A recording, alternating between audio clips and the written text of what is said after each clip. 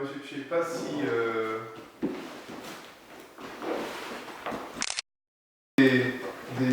pendant très très longtemps, on est dans le magma, tu vois.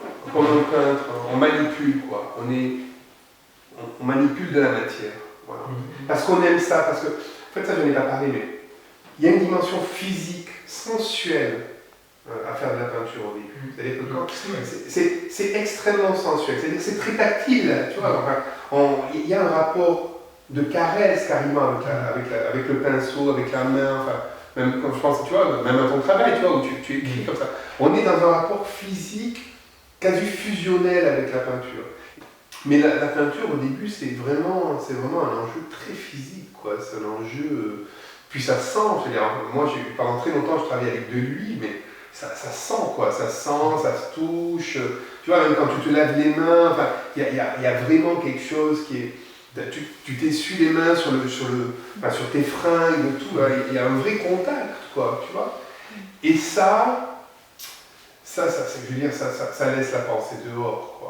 On ne commence pas à réfléchir quand on fait l'amour à comment on fait l'amour, sinon ça marche pas, c'est pas possible. Ou alors t'as des problèmes, ouais. Mais, et donc, physiquement, le rapport à la peinture, c'est pareil, quoi. Il faut qu'il soit dans un corps très sensuel. Et alors, moi, il se trouve que ce corps sensuel, finalement, tu vois, je l'ai perdu. Enfin, il n'y a plus la... Tu enregistres là?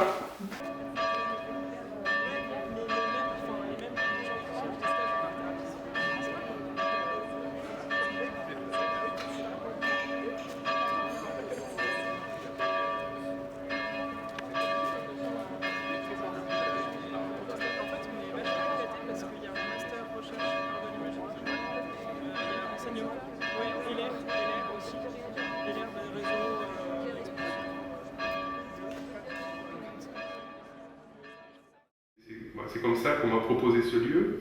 Et quand on me l'a proposé, d'abord j'étais ravi qu'on veuille bien me faire confiance et m'accepter. En fait, c'est accepter le travail, moi je sais pas, voilà. Mais l'idée tout de suite, c'était de faire quelque chose en relation avec l'église qui est en face. Bon, la galerie s'appelle Galerie Saint-Séverin.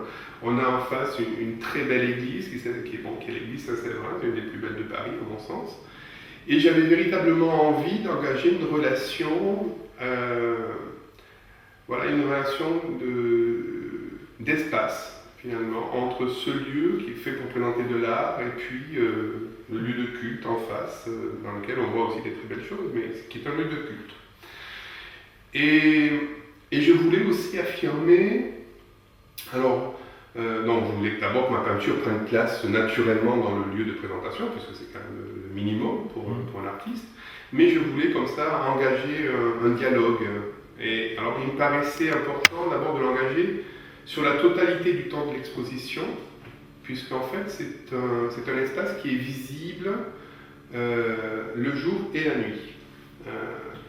Et c'est vrai que pour un artiste, c'est un vrai, en tout cas pour moi qui propose un travail qui agit véritablement avec la lumière, c'est à la fois une aubaine et puis une difficulté supplémentaire. C'est-à-dire une aubaine parce qu'on va pouvoir travailler et pour le jour et pour la nuit, et une difficulté parce que comme mon travail ne se départit pas d'une pensée qui fait que je mets toujours mon travail en relation avec une image de l'homme, que c'est fondateur de ma façon de penser mon rapport à l'art, il me fallait donc trouver une forme qui puisse passer sans difficulté du jour à la nuit, et puis poursuivre intellectuellement, de façon juste, finalement, le passage du jour à la nuit. Alors ce que j'ai trouvé, c'était proposer la journée un espace suffisamment vide pour que le reflet de l'église puisse prendre une part active dans l'œuvre, et qu'on puisse voir de l'autre côté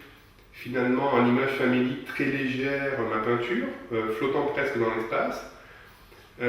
Donc l'idée étant d'arriver à trouver une concorde entre la peinture et l'image de l'église, concorde que je voulais finalement, il me semblait important qu'on puisse la découvrir au sortir, au portail même de l'église. C'est-à-dire, on sort de l'église, on est au portail, on a la vitrine qui est en face, et là, on s'aperçoit qu'il y a une espèce de tache bleutée, alors qui reprend un peu le ciel des peintures du Quattrocento où on a comme ça un bleu de cette densité, un peu flottant dans l'espace, donc on a un espace blanc et puis une sphère de lumière bleutée qui semble centrée dans cet espace. Et quand on se rapproche, on s'aperçoit finalement que ce bleu, il va virer un peu au vert, il va virer un peu au violet, il n'est pas aussi propre qu'il semblait l'être quand on était sur le seuil finalement de l'église. Et du coup, pour moi, c'était une façon d'identifier deux moments dans la couleur, dans ce rapport au XIVe siècle, au XVe siècle, au XVIe siècle, la peinture en fait italienne. Enfin, je pensais surtout à celle-là. Cette espèce de bleu extrêmement dense. Et voilà, ça crée une correspondance céleste d'un ciel divin. C'est-à-dire qu'il y avait le ciel des hommes, ce bleu, et puis un ciel divin, souvent en or, etc. Et donc je voulais qu'on identifie ce ciel divin céleste, mais pour la Terre, dans ma vitrine. Et quand on se rapproche, se dire que c'était pas aussi net que ça finalement, c'était pas aussi pur que ça, c'était quelque chose d'un peu plus accrocheur, d'un peu plus râpeux, quoi, d'un peu moins lisse, d'un peu moins léger, d'un peu plus corporel, quoi. Et en même temps, dans un état de... Quand on voit la feuille le jour, si la lumière est bonne, alors c'est vrai que quand il y a beaucoup de soleil, la lumière ça tue la peinture, c'est une catastrophe la lumière. Donc en fait, si on a un beau ciel bien gris, voilà, on a un beau ciel gris, où on a une ombre, enfin, où la lumière est très homogène, on s'aperçoit que la feuille, finalement, dans le haut même, semble disparaître, semble s'effacer, pour libérer le ciel, ce ciel bleu, bleu-vert, violet un peu dégueulasse quand on s'approche. Et alors ça m'intéressait, le fait que quand l'église est ouverte, la définition que je propose en fait de mon ciel, elle est assez perturbée. Alors, c'est à la fois, oui, il y a de la concorde quand on est sur le seuil de l'église, et en même temps, il y a des questionnements. Est-ce que c'est aussi clair que ça? Est-ce que c'est aussi juste que ça? Est-ce que moi, qui suis athée, finalement, je trouve bien ma place dans cette concorde? Alors oui, peut-être, en apparence en tout cas, où j'essaye de survivre à ça, j'essaye de survivre à mes interrogations, à ces questionnements, au fait d'être là. Et moi, je propose quelque chose qui semble, dans le miroir de l'Église, résister, un peu. Pas pour résister à l'Église, mais résister à la pensée que je pourrais avoir, qui pourrait être dogmatique aussi de mon côté. C'est qu'est-ce que c'est ce rejet? Est-ce que je peux vivre avec, tout simplement, voilà. Ce qui m'intéressait donc en regard de ce travail sur le jour, pendant le jour, elle se proposait comme une alternative, comme un miroir, comme une possibilité extérieure. Voilà, ce qui se passe dans le miroir, c'est autrement une façon de penser le monde. Voilà, c'était ça qui était dit. Vous pouvez, là, en partant de l'image de l'Église, au sens propre du terme, puisque c'est elle qui se reflète dans la vitrine, vous engager dans autre chose en regardant la peinture. Et que tout ça peut vivre finalement bien ensemble. Et la nuit arrivant, la nuit tombant, l'église se fermant aussi, on est face à une autre peinture, me semble-t-il.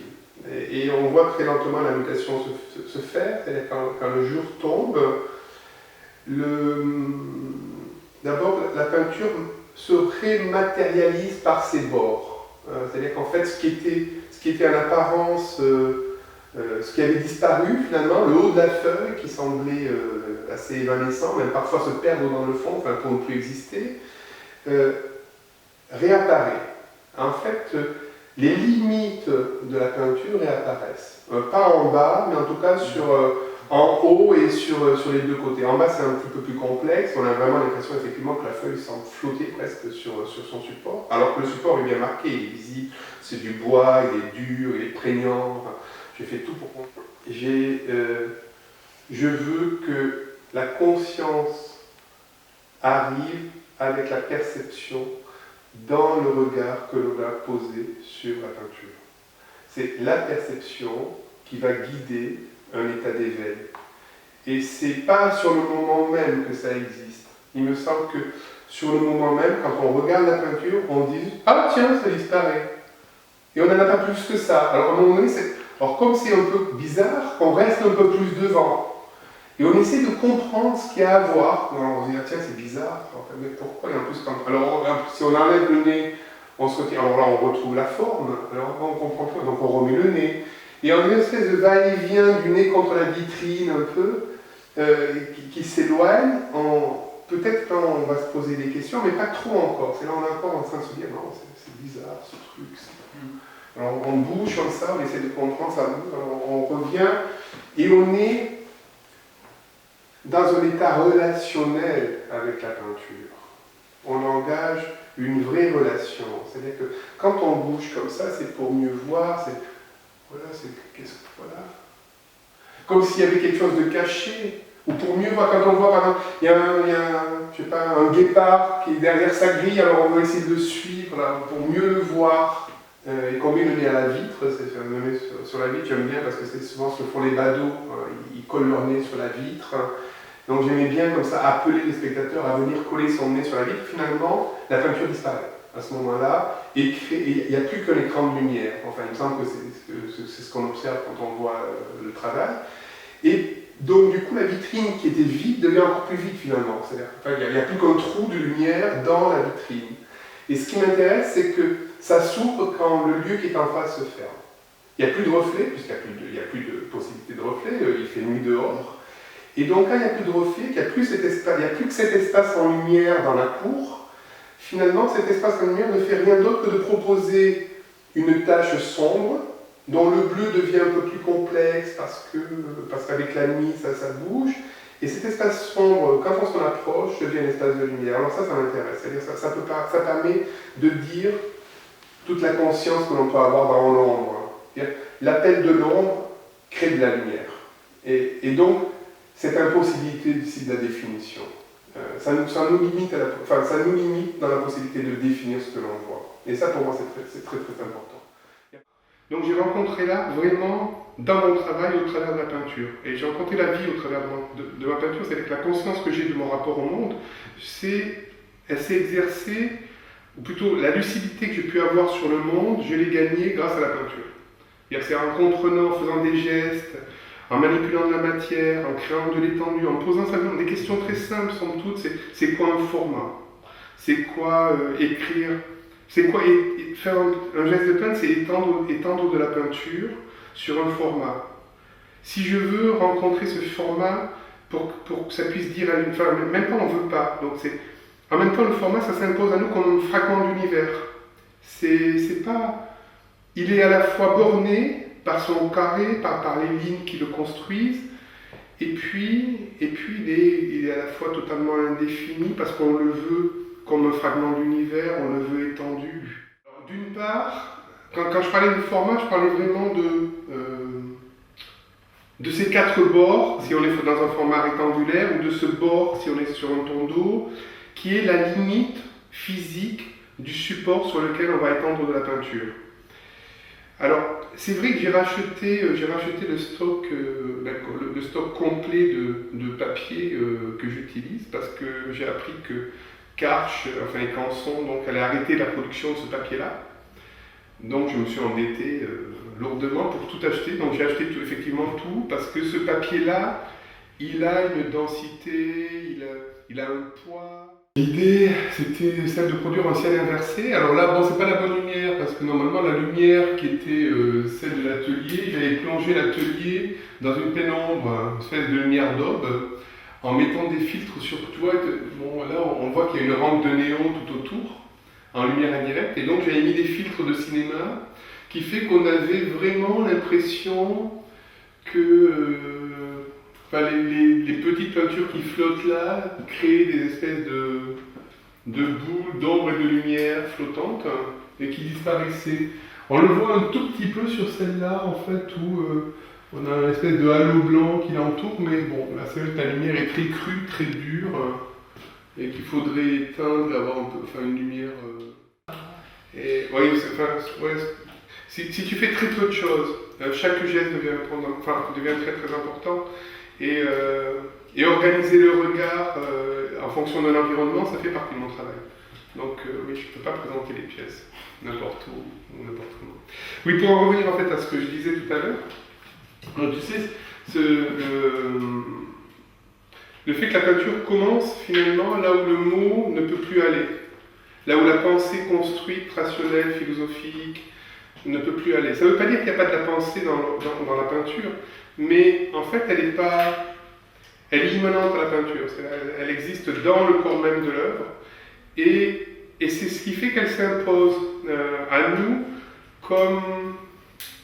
qu'elle impose une pensée supérieure du monde. Hein. Je veux dire, quand on va au Louvre, on voit bien que si je rentre à l'Espagne au XVIIe siècle, c'est bien l'Espagne au XVIIe siècle, il y a 10 tableaux, ils n'ont rien à voir les uns avec les autres. Il n'y a rien pour nous parler de ce temps, et pourtant, c'est bien l'Espagne au XVIIe, ça nous parle de la pensée du monde, des gens, des relations, de leur rapport à Dieu, tout ça. Et pour moi, la peinture, ça m'engage sûrement à un au-delà. Alors moi, je suis totalement athée, hein, donc c'est un au-delà qui existe avec la peinture, qui est un au-delà de l'homme, parce que je pense que... mais qui nous réunit, voilà, qui crée des ponts entre nous, entre les hommes, entre le corps de la pensée, dans le temps où on existe ensemble. Et c'est pour ça finalement qu'on ne peut pas poser... C'est trop complexe finalement pour qu'on puisse décider de ce que c'est avant. Alors, on ne peut pas peindre en se disant j'ai une idée. Finalement, cette idée, elle serait extrêmement réductrice par rapport à cette pensée, de quelque chose qui nous dépasserait, de quelque chose qui serait au-delà de nous. Moi, j'ai quand même... s'il y a une idée peut-être après avoir travaillé, c'est celle de se dire que il y a une telle complexité, je pense à une phrase de Reeves, enfin d'Hubert Reeves, qui compare l'homme finalement à un chien à qui on essaierait de parler de Nietzsche. Alors, il est là, il a une compréhension particulière du monde de ce chien et qui existe. Hein, il va savoir, il a faim, on peut l'appeler, on peut même jouer avec lui, tout ça. Donc, il a une petite compréhension du monde. De là comprendre Nietzsche, c'est pas possible. Voilà. Et alors, j'aime bien cette anecdote, cette espèce d'image du Hubert Reeves, il nous compare au chien. Je crois qu'on est un peu dans le rôle du chien. C'est-à-dire qu'on peut voir que le maître s'agit, qu'il essaye de nous dire quelque chose, mais on ne comprend pas tout. Mais c'est pas bon, c'est pas forcément grave, on arrive à respirer, à être content, à vivre, et à faire de notre vie quelque chose d'intéressant aussi, finalement. À notre échelle, d'homme. Mais voilà, peut-être se comprendre sans comprendre, dans la peinture, il se situerait là. C'est-à-dire que ça serait l'impossibilité de peindre, finalement. Alors, qu'est-ce que c'est l'impossibilité de peindre? C'est le format qui reste. C'est la couleur. Alors, c'est vrai qu'elle se dématérialise parfois dans mon travail. On a quelque chose qui est de l'ordre de la lumière, me semble-t-il, en tout cas c'est souvent ce qu'on me dit, qu'elle paraît très éthérée, la couleur. Elle paraît même parfois flotter devant la feuille. Mais le support reste, quoi. Le support reste, les outils pour imprimer restent. Alors, j'ai réussi à faire en sorte que je n'ai plus de contact physique, parce que j'ai toujours trouvé finalement que mon geste, quel qu'il soit, était grossier, confronté à ne serait-ce que la surface d'un papier, cette espèce de flottement très léger de la couleur que l'on dépose. C'est très difficile d'avoir un geste qui s'absente totalement de la surface, pour n'être plus que cette espèce de flottement voilé de la couleur. On dit parfois que je fais de la peinture numérique, je ne supporte pas, je trouve que c'est des conneries, on ne fait pas de la peinture numérique, elle n'est pas plus numérique que Léonard peignait avec le doigt ou que Baudet peignait avec un chevalet. Enfin, on fait de la peinture, après il y a des outils qui font que cette peinture existe naturellement pour le peintre qui la conçoit, et que moi, effectivement, travailler avec l'ordinateur, c'est avoir la possibilité de cette impression, c'est avoir la possibilité, moi je ne travaille pas à l'ordinateur pour travailler avec des séries de chiffres, je m'en fous en fait, c'est pas ça qui m'importe. Moi ce qui m'importe c'est que je puisse faire de la peinture avec, c'est-à-dire que je puisse étendre de la couleur sur un support. C'est quand même ça de base la définition, et que cette étendue de couleur sur un support me permet de parler de l'homme, me permet de parler de l'autre, de le rencontrer dans son indéfinissable. Ça me permet de lui proposer aussi, voilà, de lui permettre d'arriver à quelque chose qui est... il ne comprend pas ce qu'il voit, mais c'est pas grave. Il rentre dedans quand même, il se laisse porter, enfin j'espère, c'est pas toujours le cas. On travaille avec un support, on travaille avec des couleurs, et puis soi, c'est-à-dire c'est toujours une espèce d'égalité, quoi. Il y a le support, il y a nous, et il y a les couleurs. Et il faut pas, enfin, pour moi, l'idée que j'avais, c'est que pour que la peinture soit juste, il faut que le support, la couleur et ce que je fais, finalement, soient au même niveau d'intensité. Si je domine le support, je mise à ce qu'il est, donc finalement je l'opprime. Si je domine la couleur, c'est la même chose. Si la couleur me domine, ou si le support me domine, je n'existe pas. Donc c'est vraiment une espèce d'équilibre fragile. Mais ça, bon, ça c'est quelque chose que je vois maintenant avec 30 ans de travail, que j'étais dans l'incapacité de dire pendant très longtemps. C'est-à-dire que je changeais, alors je sentais bien qu'il y avait quelque chose qui n'allait pas. Bon. Je me rappelle des premières grandes peintures sur des toiles qui faisaient 15 mètres de long, 3 mètres de large. Donc je travaillais avec des seaux et des seaux et des seaux de peinture. Au pinceau, enfin c'était pas des pinceaux, c'était des pinceaux balais, quoi. Et en étendant la couleur, finalement, au bout d'un certain temps, j'ai laissé tomber les balais, j'ai travaillé directement au seau, juste avec les mains. Donc il y avait des flaques, et en même temps, les flaques, finalement, ça m'allait pas parce que le support devenait très présent, très prégnant. Il était plus important que moi. Si je voulais me retirer, c'était pas pour que le support prenne ma place.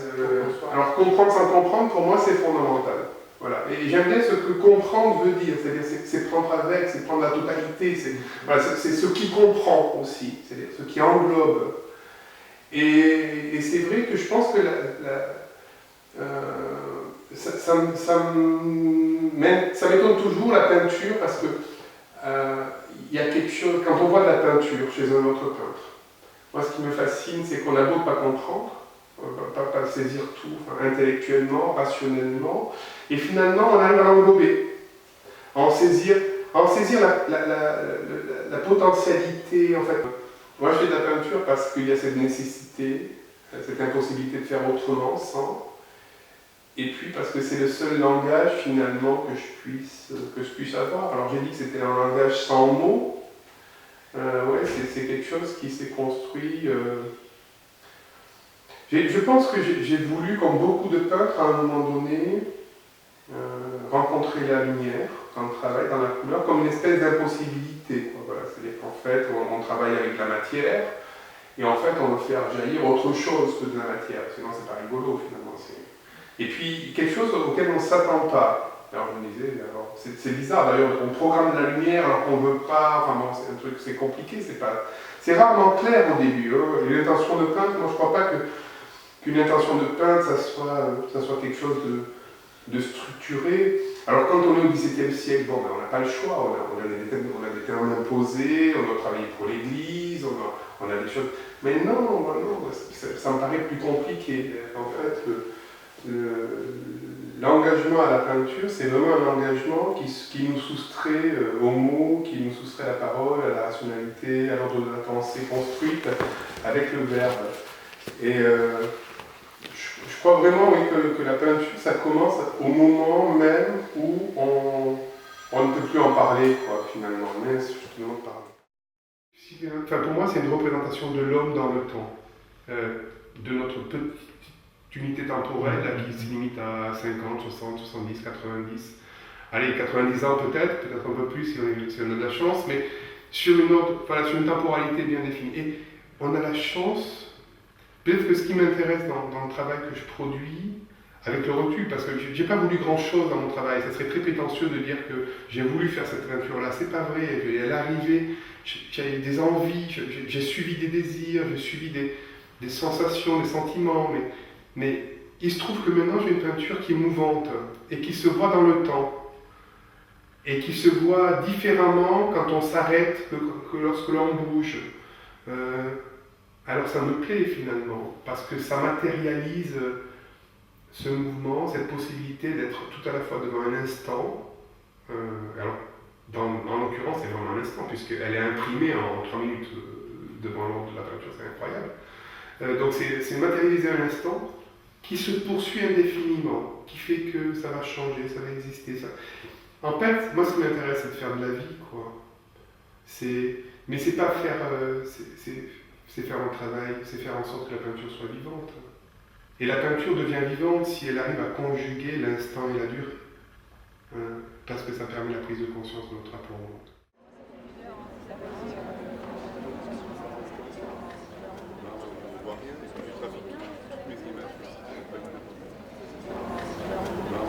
voit rien, est-ce que du trafic, toutes mes images, c'est pas une